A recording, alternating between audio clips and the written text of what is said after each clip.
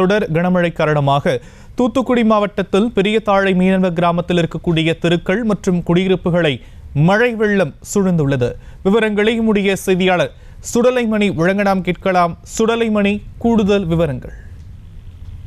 நிச்சயமா சாம், அதாவது தூத்துக்குடி உள்பட தென் மாவட்டங்களான 4 மாவட்டங்களிலும் இன்றும் நாளையும் தொடர் கனமழை இருக்கும் என்று சென்னை வானிலை ஆய்வு மையம் ஏற்கனவே அறிவித்திருந்த நிலையில் தூத்துக்குடி மாவட்ட நிர்வாகம் சார்பில் பாதுகாப்புக்கான ஏற்பாடுகள் என்பது தற்போது தீவிரமாக நடந்து வருகின்ற இந்த சூழலில் நேற்று நள்ளிரவு முதல் தற்போது வரை பெய்து வரும் தொடர் மழை காரணமாக தூத்துக்குடி மாவட்டம் சாத்தான்குளம் அருகே உள்ள பெரியதாழை மீனவ கிராமத்தில் அதிக அளவில் குடியிருப்புகளில் தற்போது தண்ணீர் என்பது புகுந்துள்ளது. மேலும் தெருக்களிலும் அதிக அளவில் தண்ணீர் என்பது வெளியே வந்து கொண்டிருக்கின்ற காரணத்தினால் பொதுமக்களின் இயல்பு வாழ்க்கை முற்றிலுமாக முடங்கியுள்ளது.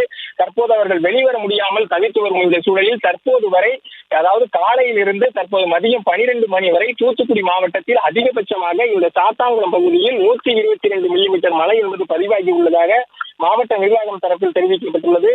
இதற்கிடையில் திருநெல்வேலி மற்றும் தென்காசி மாவட்டங்களில் உள்ள மேற்கு தொடர்ச்சி மலை பகுதியில் அதிக அளவில் மழை பெய்து வருகின்ற காரணத்தினால் மேற்கு தொடர்ச்சி பகுதியை சுற்றியுள்ள மாவட்டங்கள் அணைக்கட்டுகள் அனைத்தும் தற்போது வேகமாக நிரம்பி வரும் ஒரு சூழலில் திருநெல்வேலி மாவட்ட நிர்வாகம் என்பது ஒரு அறிவிப்பினை வெளியிட்டுள்ளது. அந்த அறிவிப்பை பொறுத்தவரை 15,000 கன அடி நீர் தற்போது பாபநாசம் அணையிலிருந்து தாமிரபரணி ஆற்றில் தண்ணீர் திறந்துவிடப்பட்டுள்ளதால் வெள்ள அபாய எச்சரிக்கை வைக்கப்பட்டுள்ளது.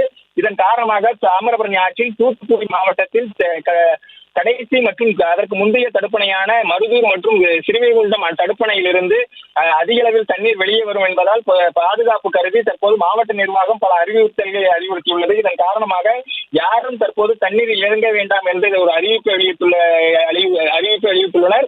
தற்போது வரை இந்த மழை அளவு என்பது குறையாமல் இருந்திருக்கின்ற காரணத்தினால் ஒட்டுமொத்தமாக தூத்துக்குடி மாவட்ட மக்களின் இயல்பு வாழ்க்கை என்பது முற்றிலுமாக முடங்கியுள்ளது.